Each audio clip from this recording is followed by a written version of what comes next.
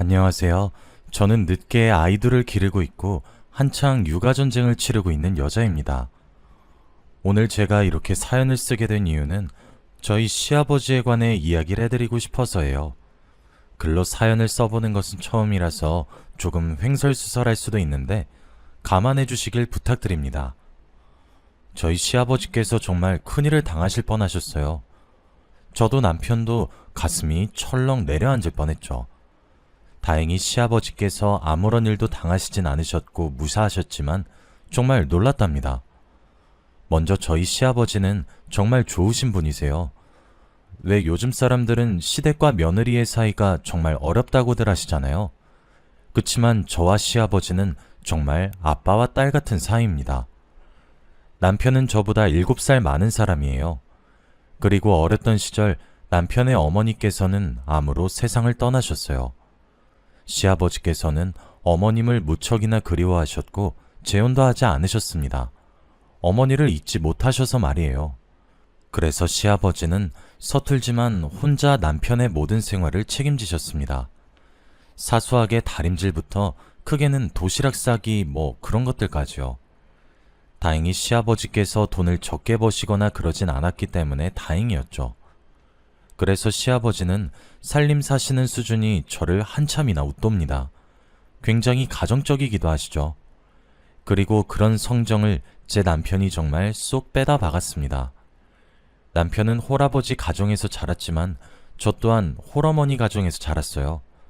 제가 어렸던 시절에 저 또한 아버지가 일찍이 돌아가셨었거든요. 그래서 저희 어머니도 혼자 고군분투해 가며 저를 길러내셨죠. 처음 상견례를 하던 날짜였는데 시아버지께서 저희 어머니께 여자 혼자서 이렇게 훌륭하게 자식을 키웠다는 사실이 얼마나 멋있는지 모르겠다고 한마디를 건네셨던 장면이 아직도 눈에 선할 정도지요. 저희 시아버지는 그렇게 멋진 분이십니다. 외적으로나 내적으로나 말이에요. 저희 남편도 시아버지가 언성을 높이는 모습을 살면서 단 한 번도 본 적이 없다고 해요. 처음에 시아버지께 인사를 드리러 갔을 때에도 남편을 혼자 길러내셨다고 하셔서 조금 겁을 먹었습니다. 남자 혼자 살림을 사는 것이 쉽지 않으니까 깐깐하시거나 엄격하시면 어쩌나 정말 걱정했었죠. 그런데 전혀 아니었습니다. 저는 누추한 곳에 찾아온 귀한 손님이라고 하시면서 물 한 잔도 제 손으로 못 떠먹게 하셨었죠. 다른 사람들은 시댁에 가면 과일 깎기 테스트를 당한다고 하거나 식구들이 먹은 설거지를 시킨다거나 한 데서 정말 걱정도 많이 하고 마음도 단단히 부여잡고 왔는데 정말 세상 따뜻하고 자상하셨죠. 제가 왔다고 과일도 직접 깎아주셨는데 사과도 토끼 모양으로 아주 귀엽고 예쁘게 깎아주셨더라고요. 시집살이를 당하면 어떻게 헤쳐나가야 하는 것인지에 대해 몇 날 며칠 밤을 고민한 것이 무색할 정도로 시아버지는 제게 정말 따뜻하신 분이셨죠. 결혼을 한 이후에도 마찬가지셨어요. 시아버지는 사위가 100년 손님이면 며느리는 1000년 손님이라고 하시면서 제가 시댁에 가는 날이면 구첩반상을 시아버지께서 직접 차려주셨어요. 저희 시아버지가 특히 갈비찜을 정말 기가 막히게 잘 만드셨거든요. 제게 너무 잘 대해주셔서 오히려 남편이 질투를 할 정도였습니다. 누가 진짜 자식인지 모르겠다고 하면서 말이에요. 처음 결혼하고 2년 정도는 설거지조차 못하게 하셨어요.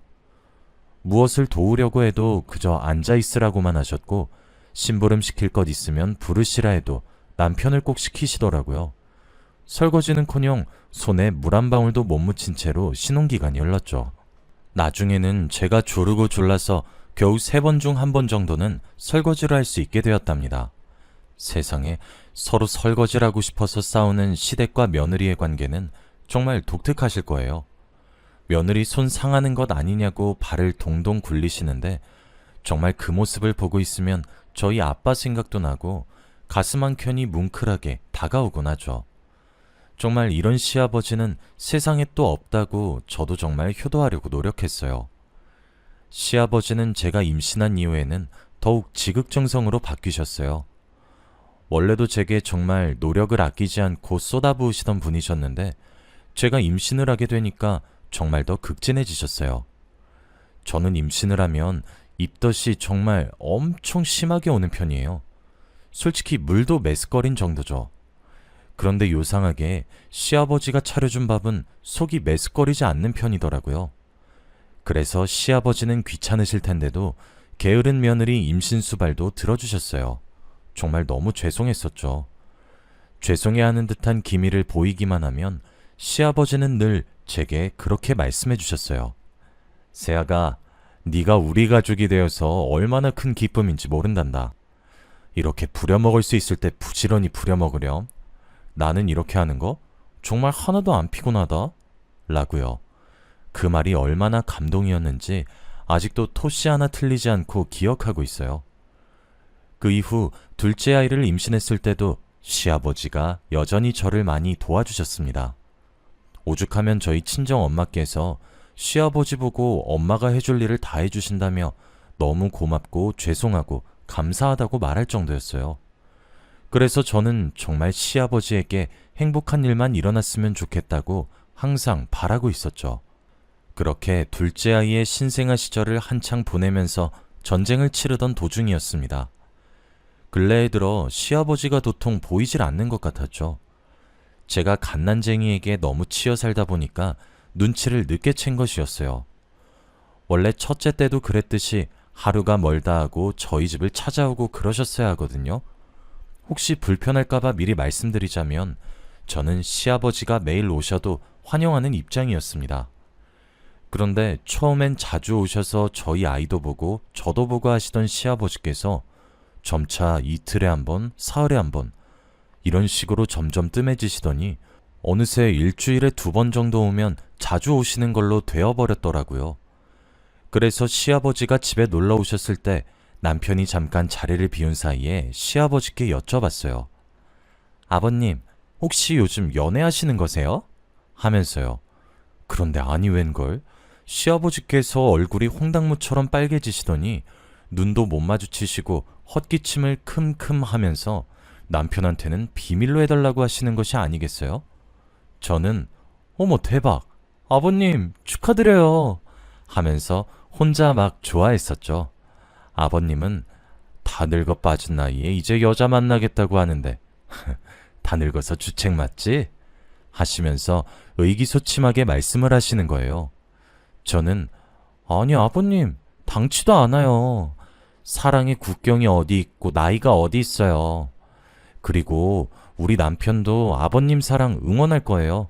저번에 아버님 혼자 사시는 거 너무 외로울 것 같지 않냐고 제가 넌지시 물어본 적 있는데 남편도 아버님이 좋은 여사님 만나서 노년 행복하게 보내시면 좋겠다고 저한테 살짝 얘기한 적이 있거든요.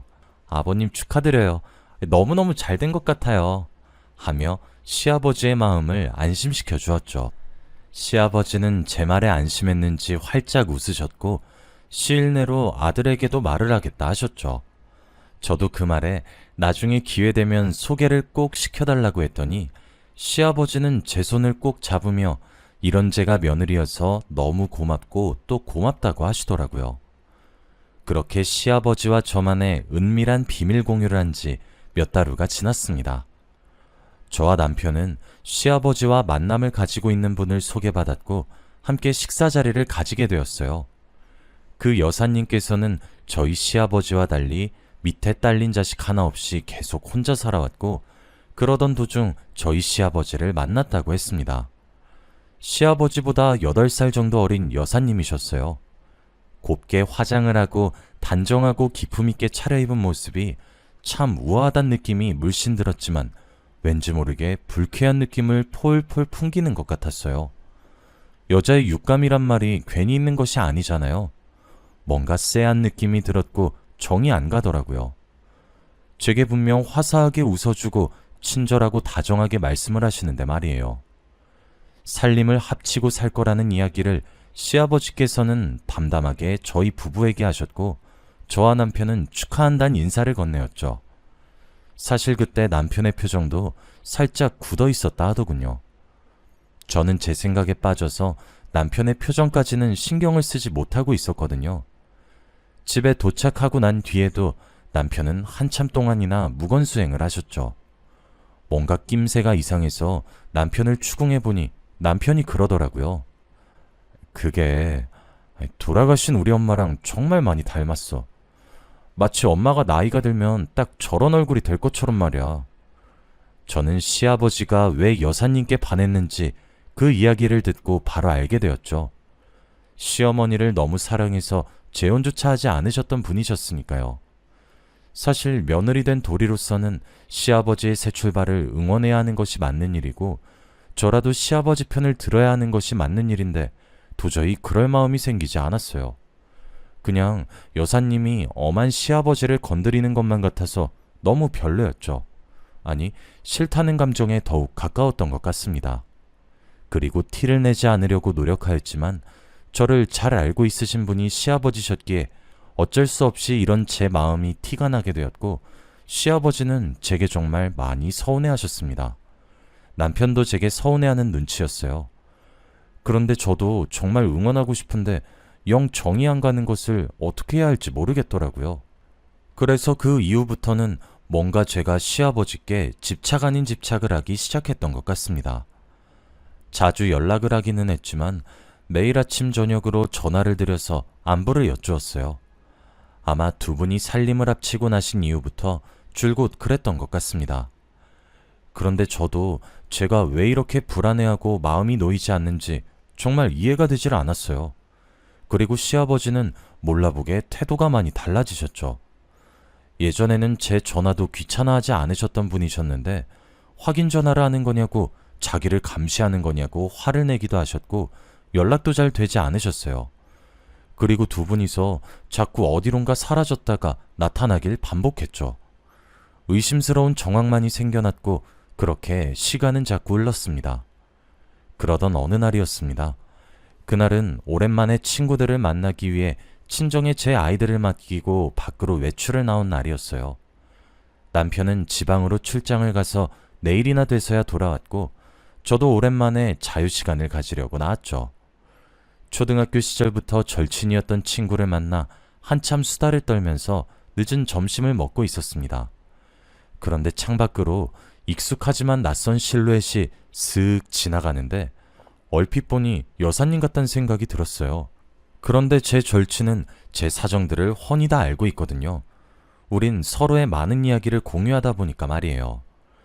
절친에게 저는 여사님이 지나간 것 같다고 말을 했고 그렇게 절친과 저는 길을 나섰습니다.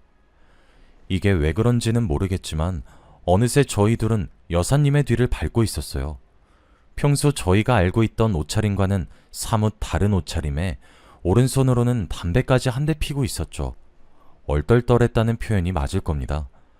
점점 골목길을 복잡하게 들어가더니 이내 곧 인적 드문 곳으로 간 여사님은 한 허름한 건물 앞에 도착을 했어요. 그리고 곧 그 안쪽으로 들어가기 시작했죠. 건물 안으로 사라진 여사님이 걱정이 되기도 했습니다. 뭔가 느낌이 그렇게 좋지만은 않았었거든요. 하지만 아무런 계획도 없이 움직였다가는 죽도 밥도 되지 않을 것만 같아서 전전긍긍 하고 있었어요. 그런데 건물 내에서 희미하게 환호 소리와 시끌벅적한 소리가 들려오기 시작했어요. 제 절친은 그때 제게 제안했죠. 경찰에게 신고를 먼저 해놓고 건물 안으로 들어가서 여사님을 찾자고 말이에요. 좋은 생각이라 생각한 저는 경찰에 신고를 했습니다. 수상한 장소를 발견했다고 사이렌을 끄고 출동해달라고 했죠. 그리고 저와 절친은 건물 안으로 들어갔습니다. 하지만 건물 안으로 들어간 그곳에서는 정말로 눈에 믿기 힘든 시간들이 흐르고 있었습니다.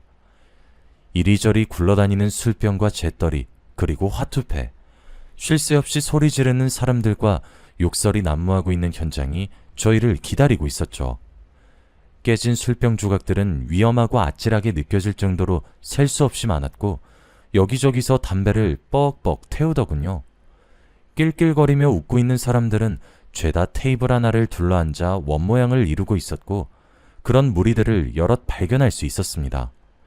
그리고 한 원의 중심에는 놀란 표정의 여사님이 입에 담배를 물고 앉아 계셨어요. 저와 눈을 마주친 여사님은 놀라서 벌떡 일어나더군요. 그때까지도 저는 상황 파악이 되지 않고 있었습니다. 이렇게 허름한 곳에서 왜 화투가 돌아다니는 거지? 저 돈들은 대체 다 뭐야? 하면서 생각에 빠졌죠. 저뿐만 아니라 제 절친도 함께 말이에요. 그렇게 저희의 의문은 한창 깊어졌습니다. 여사님은 저를 발견하고 얼굴색을 바꾸며 여기 왜 왔냐고 소리를 지르면서 옆에 서 있는 경비대원 같은 분을 호출했고 저희를 끌어내라고 명령을 내렸습니다. 저희는 깜짝 놀랐고 왜 이러냐고 소리를 지르면서 발악하던 바로 그 순간이었어요. 경찰의 등장과 함께 건물은 굉장히 요란스러워졌습니다. 경찰은 모든 촬영을 하기 시작했습니다. 많은 사람들이 경찰관님들의 낌새를 알아차리고 도망을 치려고 했으나 경찰관님들이 한 발 더 재빨랐어요. 도주로를 빠르게 진압하신 덕에 무리들을 진압할 수 있었습니다. 그리고 저는 신고자의 신분으로 경찰서에 갔어요. 저와 여사님의 소식을 들은 남편과 시아버지도 속속들이 경찰서에 도착하셨죠. 이게 무슨 일이냐고 뛰쳐들어온 시아버지는 저를 매섭게 노려보셨어요. 저번부터 왜 자꾸 이러는 거냐고, 자기가 베푼 사랑이 얼만데 이걸 이렇게 갚는 것이냐고 하시면서 말이에요. 제가 뭐라 대꾸하기도 전에 경찰관님께서 끼어드셨죠. 박정숙 씨, 지금 사기 전과 산범의 불법 도박 혐의로 징역까지 사셨는데 또 하셨어요? 라고 말이에요. 저와 남편, 시아버지는 입을 떡하니 한참을 벌리고 있었습니다. 무슨 소리냐고 저는 흥분한 채로 물었고 사건의 전말은 이러하였습니다. 저희 시아버지는 조금 유명한 현금 부자이십니다. 일을 하고 있는 걸로 본인 생활비나 그런 것들을 충당하고 나머지 현금은 따로 통장에 묶어두거나 하시거든요. 젊었던 시절 주식 투자로 크게 잃어봐서 투자는 부동산 말고 하지 않으시죠. 그런데 이게 시아버지가 다니고 계시던 부동산 쪽에서 이야기를 흘려듣게 되었나 보더라고요. 몇 년 전 시아버지가 투기하셨던 땅값이 크게 오르면서 차익을 정말 억 단위로 맛보신 적이 있으시거든요. 그리고 이 돈을 여사님이 노리고 접근하셨다고 합니다. 처음엔 아무리 접근을 하려고 해도 시아버지께서 눈 하나 꼼짝도 하지 않으셨다고 해요.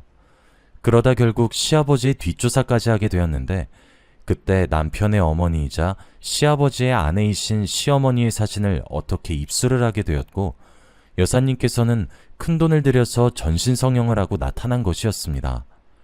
시아버지는 시간이 오래 흘렀지만 그래도 젊었던 시절의 아내의 모습과 비슷한 사람의 모습을 보게 되니 자연스럽게 마음의 빗장을 풀고 무르르듯 호감을 가지게 된 것이었고 그렇게 두 사람은 자연스럽게 관계가 발전된 것이었던 거죠. 그리고 여사님은 저희 시아버지와 살림을 합치고 난 이후 시아버지의 재산을 야금야금 빼돌리고 도망을 치려고 하던 계획을 짜고 있던 중이었고 실제로 조금씩 빼돌린 재산을 현금화시켜서 그 돈으로 불법 도박장을 전전하고 있었던 것이었습니다. 저희 앞에서는 우아한 백조 마냥 술이 뭔가요? 담배가 뭔가요? 하면서 내숭이란 내숭은 다 부리면서 조신한 척이란 척은 다 해놓고 뒤에서 이렇게 호박씨를 까고 있었던 것이었던 거죠. 알고 보니 이름도 나이도 전부 거짓으로 조작해놓고 시아버지를 속여 모든 재산을 빼돌리려고 작당을 했던 거였어요. 제가 우연한 기회로 여사님의 뒤를 밟지 않았으면 저희 시아버지는 정말 눈뜨인 채로 코가 베일 뻔했던 거였죠. 여사님은 당연히 불법 도박의 혐의로 경찰의 구속수사를 받게 되셨고 시아버지는 큰 마음의 상처를 얻으셨죠. 몇 개월간은 저희도 만나려 하지 않을 정도로 혼자 계시려고만 하시더니 그 기간이 지난 후 하루는 말도 없이 저를 찾아오셨더라고요. 그러면서 제게 고맙다고 손을 꼭 잡으며 말씀을 하셨죠. 제 덕에 재산도 지킬 수 있었다고 인사가 너무 늦었다고 하시면서 말이에요. 솔직히 사람 하나 바보 만들면서 속이자고 그렇게 작정하고 덤벼드는데 아무리 시아버지가 현명하신 분이라고 하더라도 그 공작에 어떻게 안 넘어가겠습니까? 상처받은 시아버지가 너무 안타까웠고 얼른 아픔을 이겨내시길 저는 바라고 있습니다. 시아버지께서는 점차 기운을 차리려고 노력을 하고 계시지만 여전히 상처를 많이 받으신 듯 보입니다. 언제쯤 저희 시아버지께서 아무렇지 않게 예전처럼 밝고 쾌활하신 모습으로 돌아오실 수 있을까요? 여기까지가 제 긴 이야기였습니다. 읽어주셔서 감사합니다.